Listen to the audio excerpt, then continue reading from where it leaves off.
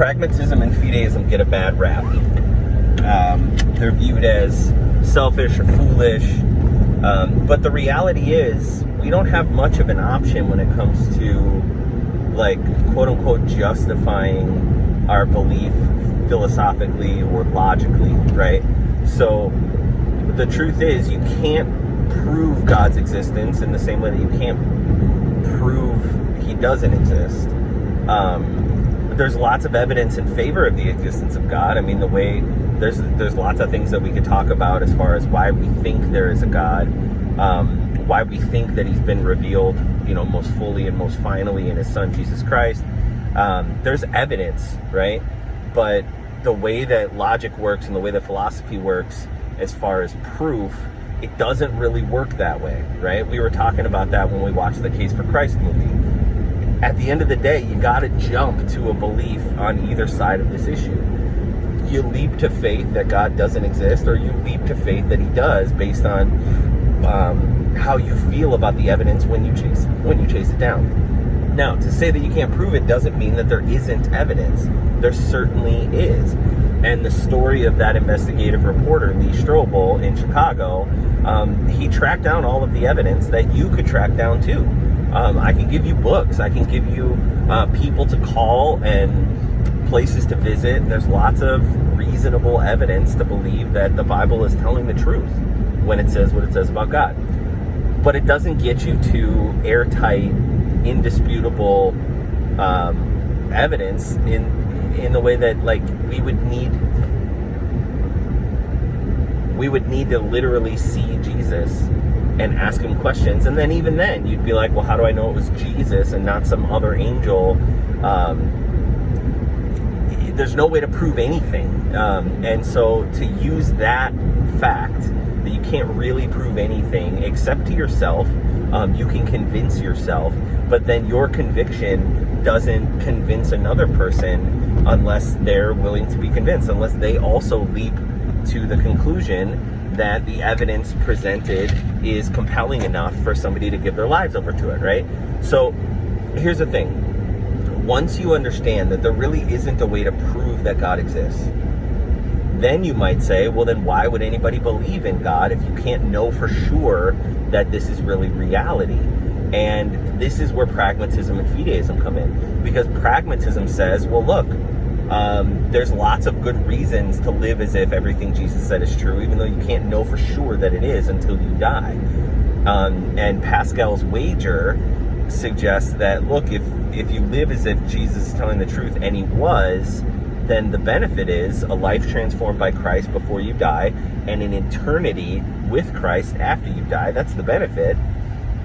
If you're wrong, then you've lived what a lot of people would consider a good life, and you haven't missed out on all that much. Now, we've done an exercise in pros and cons, and we've talked about, like, actually, you do miss out on a bunch if you try to live the way that Jesus says, because it's not easy, and it's not fun all the time, and it's not what you feel like doing most of the time. So if you're going to go against your own desires because Jesus told you, it's not so simple to say, well, there's no risk, right? There's only reward. There's a considerable amount of risk if Jesus is not telling the truth.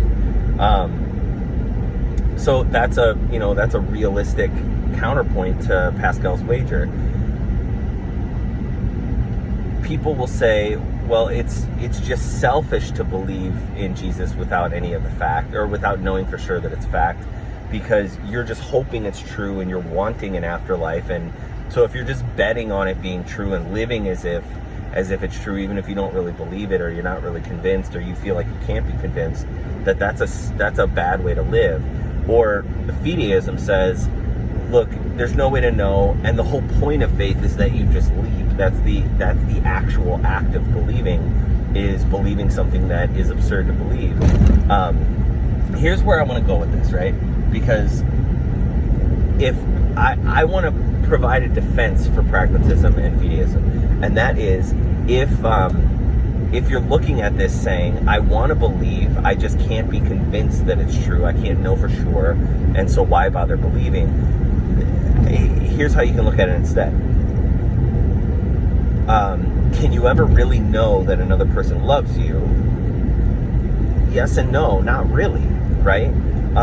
Say you're dating somebody, you're falling in love with them, and you don't know if you can trust them, you don't know if they're ever going to hurt you in the future. The only way for you to see if you guys end up together is to be together forever. The only way to know is at the end of forever, are you still together? That's the only way to know for sure, right?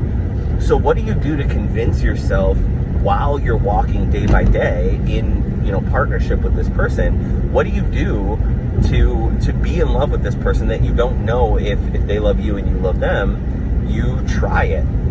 You act as if you're in love. You talk all the time. You spend time together. You give each other gifts. You open up to each other in communication. You act as if you have this relationship of love and trust on the front end, and you live into that day by day. And then what you see after a few years is we're in love or we're not in love. We're still together or we're not still together. The only way to actually try to figure out if your relationship with Jesus could possibly be true is to live in that relationship for quite a while, to try it. The only way to do it is to do it. Does that make sense? Now, here's what's fascinating about this is the same way that you develop a relationship with a person by just doing the things that people in a relationship do. You actually live it out. That's how you become convinced that Jesus is real too. You talk to him, not just for 5 minutes and then say, well, nothing worked. You talk to him for the rest of your life. You follow his commands, not just for a week and say, well, nothing changed. You follow his commands for the rest of your life, and then you look back at the course of your life and say, did it work? Was it worth it? Is it a real relationship? This is one of those things that's hard to wrap your mind around when you're 19, because you figure of 19 years of life, 15 of them you remember, really, and 5 of them you've been doing whatever you want to do as opposed to what somebody's told you to do. And so you have this short sample set to judge how has my life been going when I've been making the decisions, when I've been calling the shots, so to speak. What I know at 36 years old is I've been living my life as a Christian now for 21 years. That's a long time. 21 years is a lot of Christmases and Easters. It's a lot of relationships and breakups. It's a lot of people I love dying. It's a lot of people, me going through ups and downs. And all of those ups and downs, all of those steps in my life have been lived with Jesus by my side. And so I can look back on 21 years of Christianity and say, he's been there for me the whole time. He's answered my prayers. He's given me peace and comfort. He's grown me from the inside out. I've been following him as a disciple, and he has changed me over the years. I know it's real. Now, again, I'll say, I can't prove that to you because it's my life experience, and I can't give it to you. I can't give you 21 years of a relationship with Jesus. But what I can do is what Jesus asked me to do, which is help you to see that he's inviting you to live the next 21 years of your life the way I've lived the past 21 years of my life, and to see for yourself. Jesus says, if anybody's thirsty, let him come to me and drink. He's inviting you to try on what he has in store for you and to see for yourself. God says in scripture, taste and see that the Lord is good. Try it. That's what pragmatism is suggesting. That's what fideism is saying. That's your only option. Because you cannot have the peace of mind that comes from the certainty of knowing that if you do this, it's going to work out. You can't ever know that before you try it. So what pragmatism is saying is, look, the only way to actually make Christians is to raise Christians.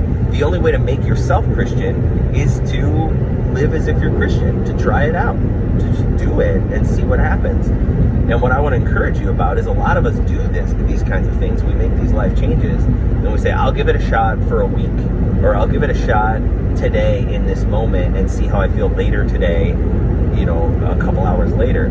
And the reality is it doesn't really work that way. You start to feel like this person in my life is never going to leave me.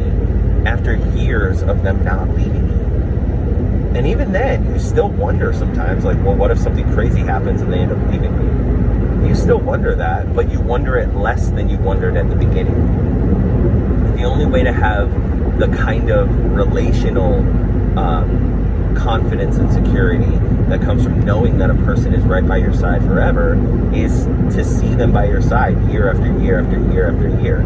So it's hard for me to say, look, the only way you're really going to know is 20 years from now. But that's the truth. That's what pragmatism says. And that's the only option we have. And I just wanted you to kind of understand that, because you can look at it from the top down and say, well, pragmatism is just silly. It's just selfishness. It's just doing something because you hope it's true and then brainwashing yourself into realizing it is true.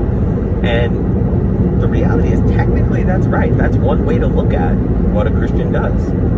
I hope it's true, so I'm going to live as if it's true, and then after a lifetime of living that way, I'm going to be convinced that it's true. You are kind of brainwashing yourself.